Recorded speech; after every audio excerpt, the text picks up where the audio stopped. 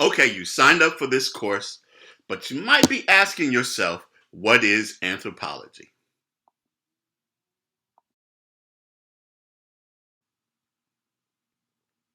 Believe me, there are a lot of definitions for anthropology floating around. But the one that your text uses, and I think it's a good one, is the study of humanity across time and space. Just about every human behavior out there, you can find an anthropologist either has studied it or is currently studying it.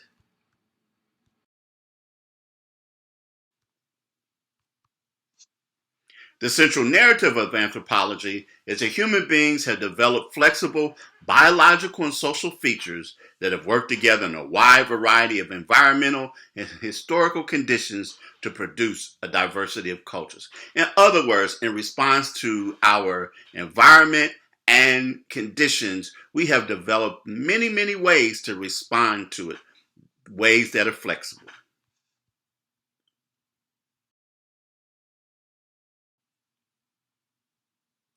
So let's talk about the four subfields of anthropology.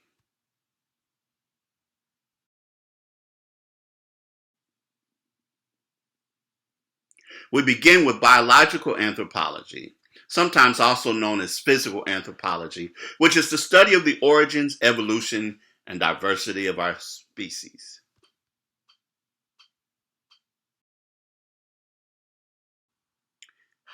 Here are but a few areas found under biological anthropology. The first is paleoanthropology, which investigates human biological variation and how we have evolved anatomically. Primatology is the study of humans' nearest living relatives, primates. We study their anatomy, their social behavior, and adaptation. Human variation studies how and why human populations vary physically. We use genetic data to explore the global distribution of human traits. And there is forensic anthropology, which we will talk about a bit more in just a minute. But they are individuals or anthropologists who work along with law enforcement and other agencies to analyze and identify human skeletal remains. Continuing our talk about biological and physical anthropology, we're going to highlight two individuals. In 1991, construction workers in Manhattan unearthed a burial ground dating back to the 17th century, which contained the remains of 10,000 enslaved Africans who were involved in building Manhattan. And physical anthropologist Dr. Michael Blakey headed the African Burial Ground Project, which made sure that these remains were treated with dignity. And actually, there's a memorial which you can see behind this picture that is dedicated to the findings.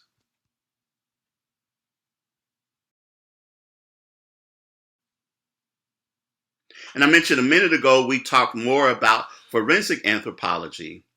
And Dr. Kathy Reichs is an individual, a forensic anthropologist who works with police, the courts, medical examiners, and international organizations to identify victims of crimes, disasters, and genocides.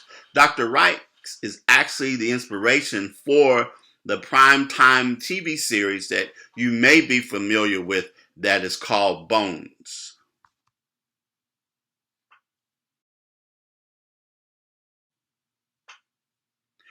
The next field is archaeology. Archaeology is the excavation of artifacts and fossils to explore how environmental and historical conditions have produced a diversity of human cultures. Artifacts are objects that are made by human beings, such as tools or pottery. And archaeologists use the method of excavation, as you can see this picture here, where they have excavated these objects to remove fossils and artifacts from the ground.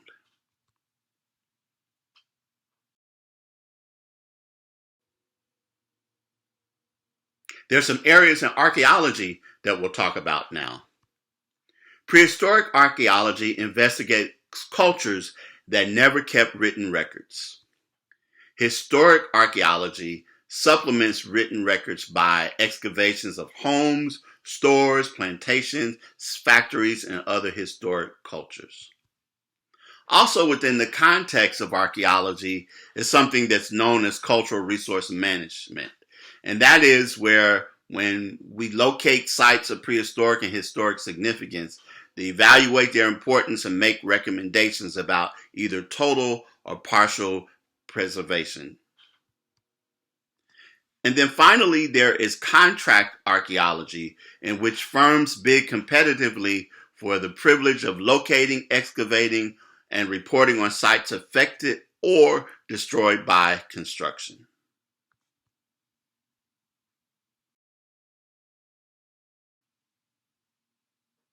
We move on to the next subfield, which is linguistic anthropology. And that, as you can guess by the word linguistic, explores the central role of language in human cultural life.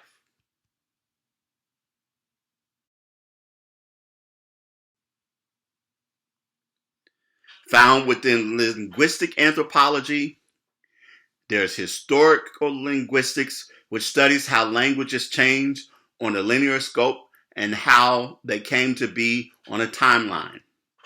There's descriptive linguistics, which studies the structure of language. There's ethnolinguistics, which studies how languages and cultures are related. And finally, there is sociolinguistics, which studies language in different social modes or contexts.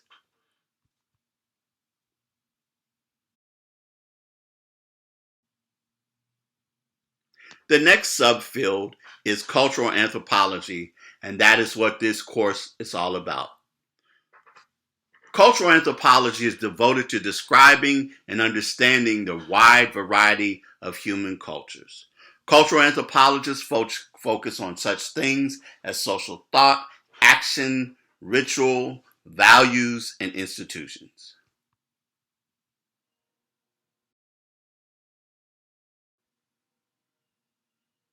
Cultural anthropology studies how particular groups live. It compares diverse cultures, looking for universal behavioral principles, and we'll talk about that in depth in this class. You'll hear the word cultural universal, and that's what cultural anthropologists look for. It's about understanding the relationship between various dimensions of human life, understanding cultural change, and then making the public aware of cultural differences.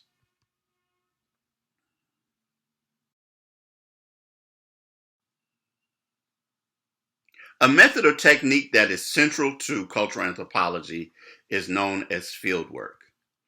And that's where anthropologists oftentimes will live for many months or years in a society and adopts their ways of life. And then they write up their work in something that's called an ethnography, which is an in-depth study of the culture.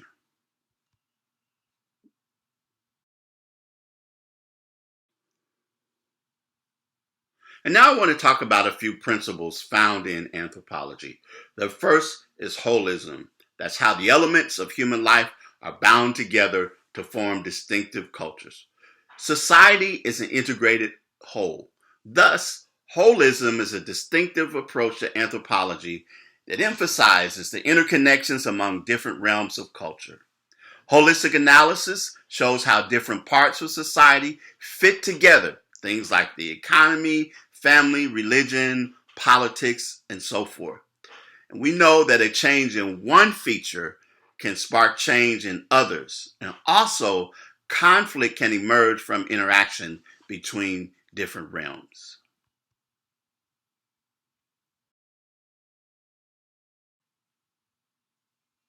The next principle is that of ethnocentrism. I like how your book starts out by introducing this concept, talking about the idea of egocentrism. If you think about it, you know, those friends that you have that always talk about themselves, they're never interested in what you are doing, but they're talking about all of the activities and other things that are happening to them. Those people we would call egocentric because they act as if the world revolves around them. Ethnocentrism is the assumption that your own cultural worldview is the best or correct way of seeing the world, that the world revolves around a particular culture. As a matter of fact, the notion that one's own culture is so superior that no other culture is worth consideration. Ethnocentric people think that the world would be a much better place if the beliefs, values, and practices of their own culture were spread to or imposed on everyone else in the world.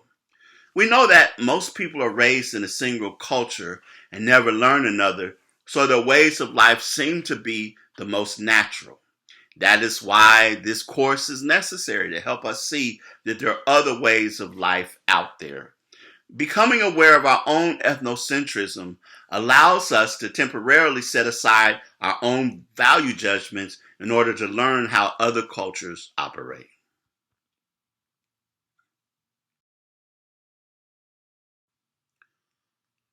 Another principle is cultural relativism. That's understanding another culture in its own terms according to their worldview and values. Cultural relativism is seen as a way to counteract ethnocentrism.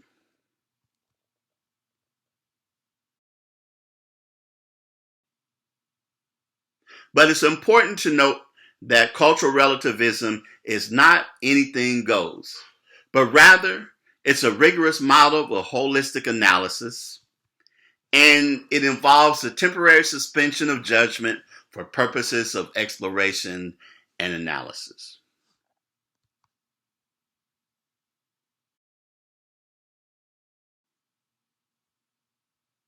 The next principles are really ones that are involved in the whole idea of field work and cultural anthropology itself, and that is the emic versus the eidetic approach. The emic approach is viewing and attempting to evaluate other peoples and cultures according to the standards of those cultures. In other words, it's an insider's point of view. Then there's the eidetic approach of viewing a culture from the perspective of an outsider looking in. Let's take the example of driving a car.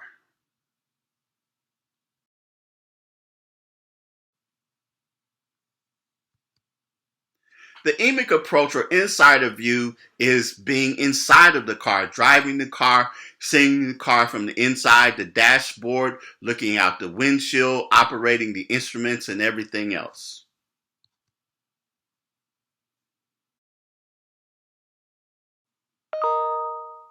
The eidetic approach is the opposite. It's the outsider's view, where we are observing the car from the outside.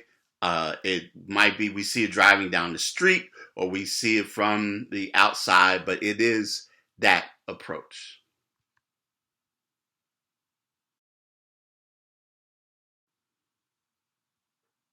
And we end with considering the two dimensions of anthropology. The first is academic, which involves teaching and research within educational institutions.